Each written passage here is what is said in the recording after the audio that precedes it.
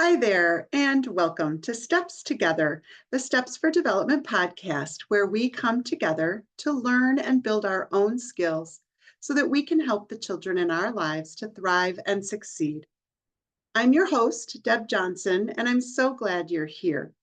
No matter what your role is in a child's life, you've come to the right place to learn about child development and kids who are differently wired. Here you'll learn about the whys behind behaviors, practical strategies that really work, and how to advocate for and support all children as you become empowered with tools and skills that bring lasting change. In our last episode, I talked about how important it is to be proactive and put plans in place so that you can navigate the chaotic end of the year schedule around holidays and celebrations and just all the changes in the routines and schedules that are part of this last couple months of the year. So today is part two of that conversation. Um, Last time we talked about how important it is to stick with that proactive plan and problem solving and putting things in place that are going to really reduce your stress and just setting everybody up for success. The reality is that when you get into situations with family members and friends and others, and you have a different set of expectations for your child, or you're putting structure in place that they just don't understand, they don't think it's necessary. Maybe they are wanting you to do something different that is compromising what you know works best for your child. All very well-meaning adults who are there to offer some opinions and advice and sometimes misinformed advice. The relationships and the situations can get tricky really quickly. And I often am asked by parents, how do I successfully advocate for what my child needs in the face of family and friends who are pretty convinced that my child needs something different? So that's what we're going to focus on today. What do you do when the people around you are just not getting it and they're not on the same page as you? I'm going to try to give you some language that you can use to help them understand, and mostly, I hope, empower you to stay true to your values and to the strategies and the things that you know work for your child.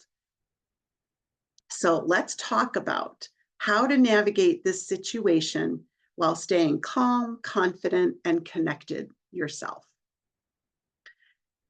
These are very common situations. I want to start there. I want you to know that you're not alone if you deal with these kinds of situations where sometimes it's a relative giving very unsolicited advice, something like, he just needs more discipline, or maybe they're questioning your parenting. You're letting them get away with it all. Or maybe it's the family, right? Somebody in your family, an aunt, a grandparent. Oh, he can skip his nap just this time, or oh, he can stay up a little bit later. And it's that well-intentioned help that contributes to the dysregulation that your child experiences now during this holiday time, or really any time. We often, as parents, are then questioning what we've already decided on, right? Best laid plans. You were going to stick to it so that your child went to bed at their usual bedtime. And you get over to the grandparents' house and all their cousins are there, and you're trying really hard to adhere to the structure that you know works for your child. But then all these other people are saying, oh, come on, lighten up. It's not going to be that bad. Just let him stay up. He's having so much fun with his cousins. They haven't seen each other in a year. Like, let him stay up another hour. So you start to feel guilty and you feel frustrated, and maybe you start questioning your own judgment, like maybe it will be okay this time. And maybe you start to feel some pressure to please others, to make sure that other people aren't seeing you as too strict or a pushover, depending on the situation. It's important for you to keep the mindset of that these moments do not come from your family and your friends trying to manipulate you or trying to second guess you or trying to judge you. They're well intentioned, but they're coming from misunderstanding, not malice. They're not trying to guilt you. Well, maybe they are trying to guilt you or shame you into changing your plans, but they truly are wanting their own needs met for a fun and relaxing time. They want to see your child have fun. And they maybe just really do not understand what it is that your child needs. So I want you to stay well grounded in the understanding that you already have of your child. And when you hold true to what you know your child needs, you can respond from a place of confidence and not defensiveness. And you don't end up compromising and feeling like you're being pulled in a million different directions. So, first and foremost, in all of these situations, whether it's over the next 8 weeks of holiday time or whether it's any time through the year, know what your child's needs are, know their strengths, know their challenges. Keep that list handy, write it down so you can reference it, keep it available on your phone or your tablet.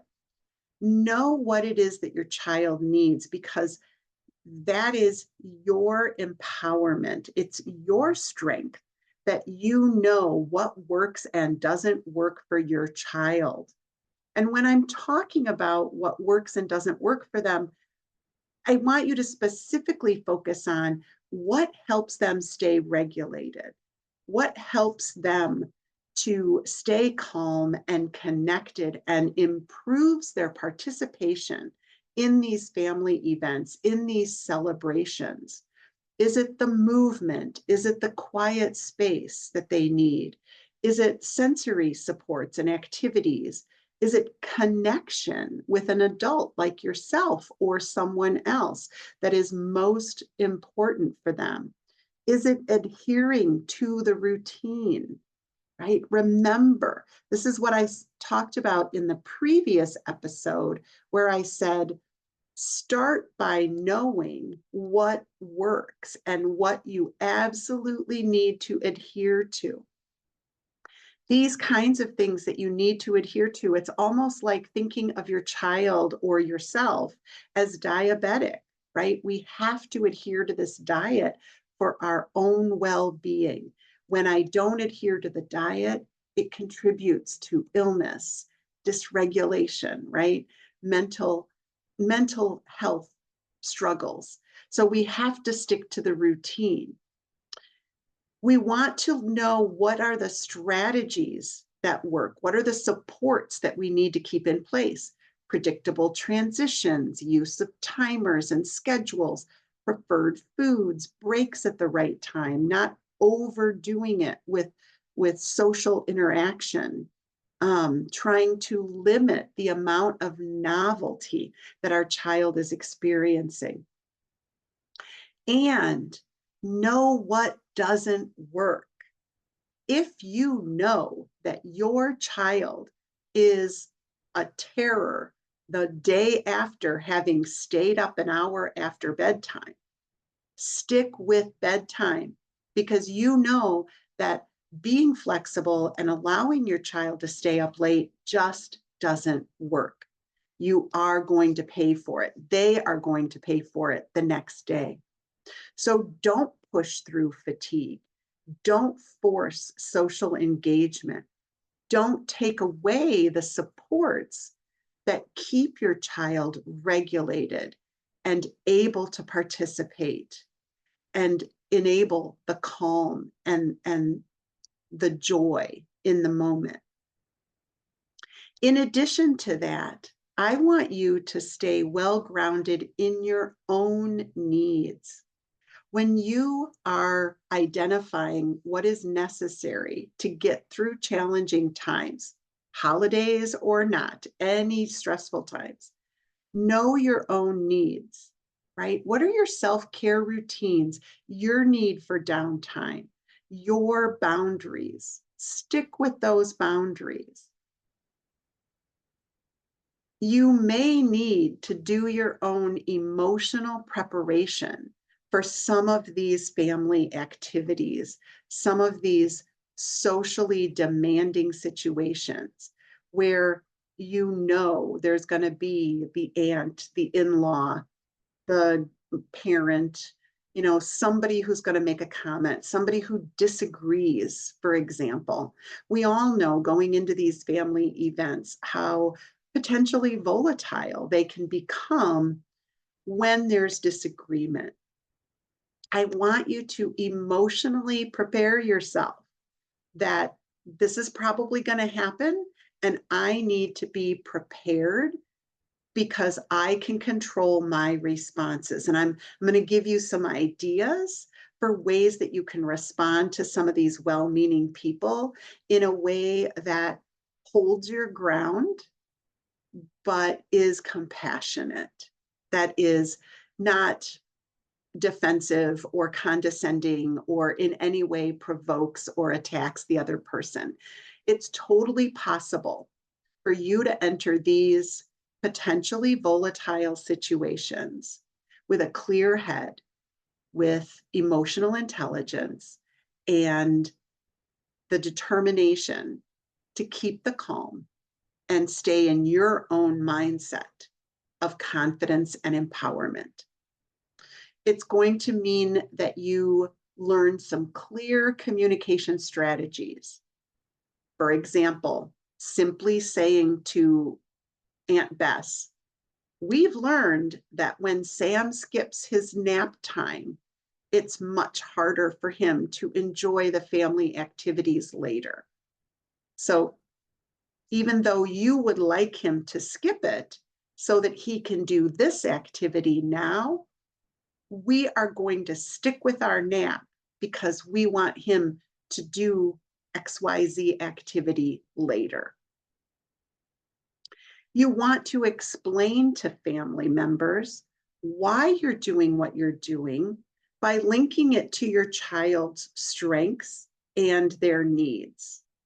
So if your child needs to go outside and have some movement before sitting down for dinner, and somebody else is upset saying that the weather isn't nice enough to be outside, you can reply with something like, she does best when she has time to move around before we ask her to sit for a meal. So we're going to go outside and run around even though it's raining or maybe snowing where you are.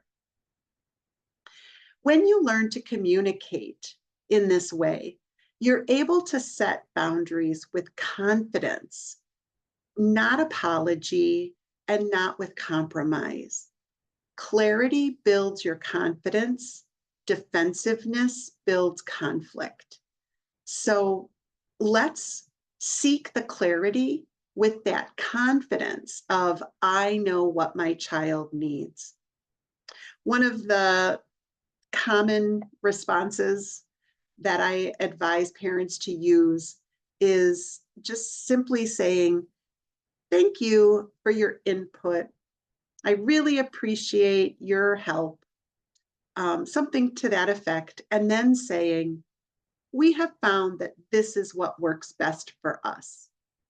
So it's perfectly acceptable to acknowledge and express gratitude for what you can assume is their best intention.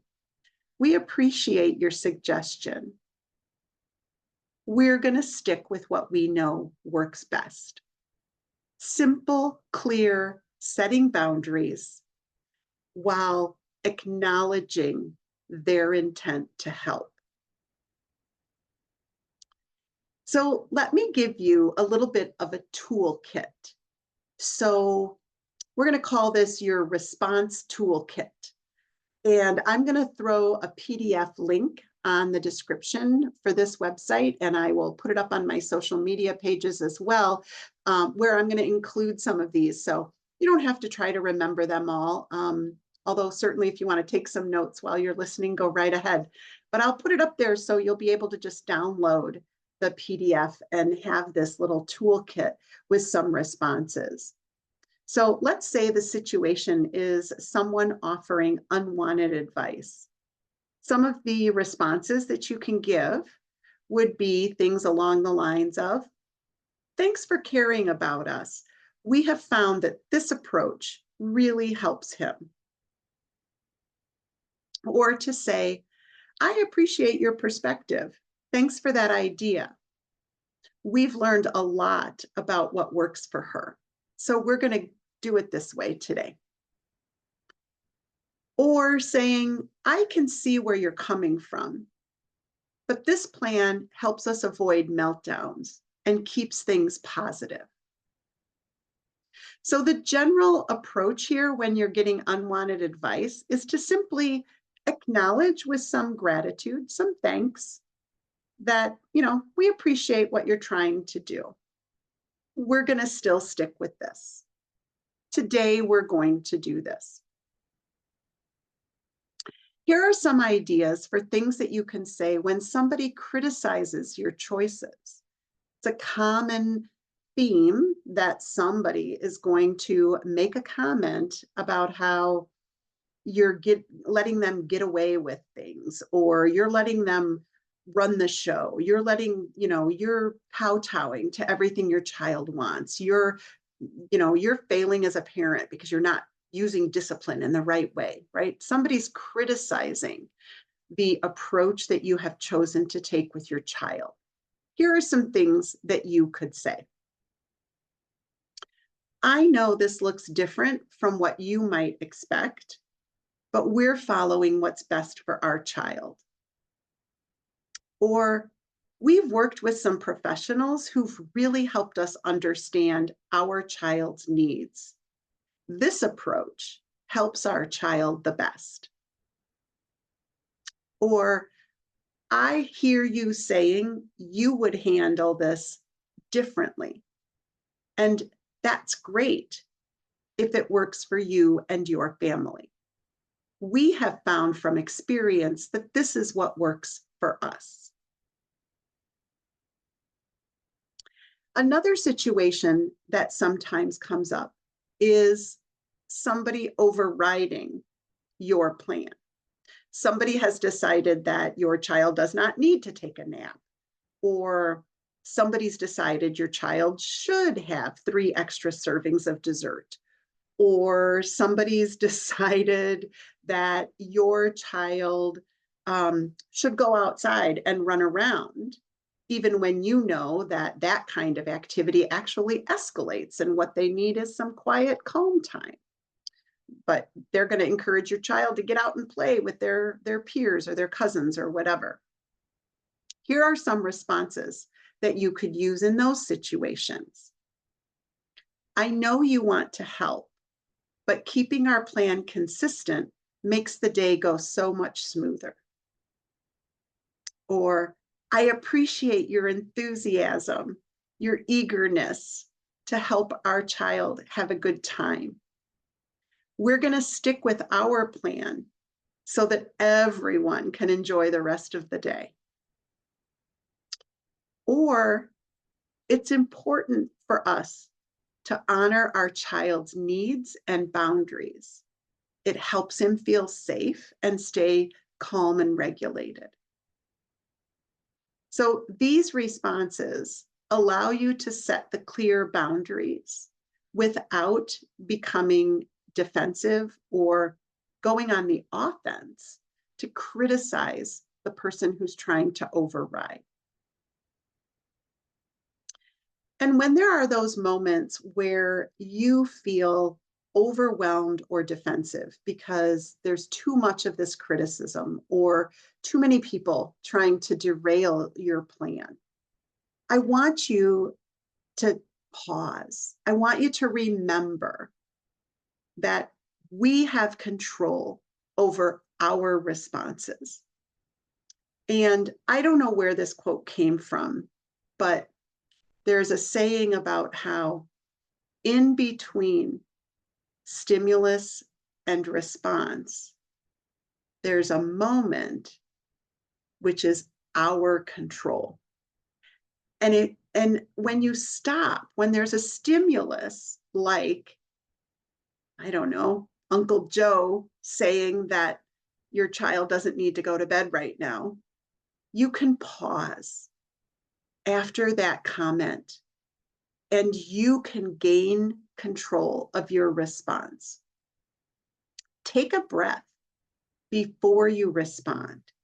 Anchor yourself in the why. Why do I need my child to adhere to their bedtime, right? Remember your why, that you chose to stick with the bedtime routine, or you chose to stick with the taking a break for a particular reason.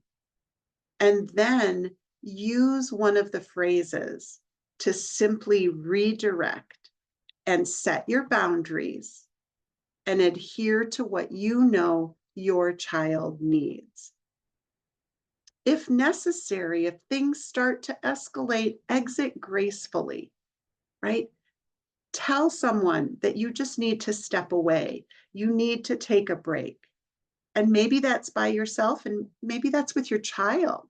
If your child has started to really escalate in one of these family events or in a particular community event where things have just gotten out of hand, don't hesitate to walk away. Our goal through this time is to build happy memories. And if, for example, pictures with Santa starts to just go really bad, it's better to take a step back and walk away and come back at it a different day. In fact, I would encourage you, if it's a day for a community event and things are not going well that morning, maybe you just need to be flexible and rearrange that. If your child didn't sleep well or they haven't eaten, you need to consider those things as you're planning all of these events. Holidays bring out the best and sometimes the most stressful parts of our family life. I've encouraged you to do some planning and to put some structure into the next weeks as we approach the holidays and as we work through this end of the year, trying to find some calm in the chaos of all the changes in routines and expectations. Sticking with that plan can be really challenging, especially when there's people around you that want to shake that plan. They want to criticize it. You know, again, they're not coming from a place of malice. They're not trying to make your life difficult. They're just uninformed or misinformed. They don't know your child the way you know your child. And it's important that you learn how to advocate for your child while maintaining your boundaries and not fueling conflict and not fueling more discontent and dysregulation in yourself or others. Advocating for your child does not mean you're being difficult. It means you're being intentional and setting your boundaries, and you're being purposeful in how you're going to approach and care for your child's needs. So remember that you are the most knowledgeable about your child. You're your child's safety net and safe base for co-regulation. You know what works and what doesn't. It's important that you stay grounded, respectful, and confident, even when others don't understand. And advocacy starts with self-awareness and self-compassion for yourself and your child so that you can develop the clarity in your language that is grounded in emotional intelligence and knowledge, and that brings a sense of security and safety to your child and yourself. So remember, you can stay calm and confident even when others don't understand your child's needs. Your calm is your child's calm. So hang on to that as you are advocating, even in the face of challenges that you may come across in daily life, and especially at holiday time. Remember to look for the PDF that has some of these responses. It'll include this response toolkit for you as a reminder. And I want to thank you for joining me today. I hope it's been reassuring and empowering that you can get through this holiday season. So thank you for joining me today. Share what you are hearing if you have found it to be beneficial. Encourage others to join us in building our skills so that we can help kids to thrive and succeed. I hope to see you around at the next episode and maybe on social media. Email me, Deborah@stepsfordevelopment.com. I'd love to offer some one-on-one support, answer your questions. I'd love to hear about your successes and support you through some of the challenges that you might be experiencing with whoever the child is that's in your life. So again, thanks for joining me today. Bye for now.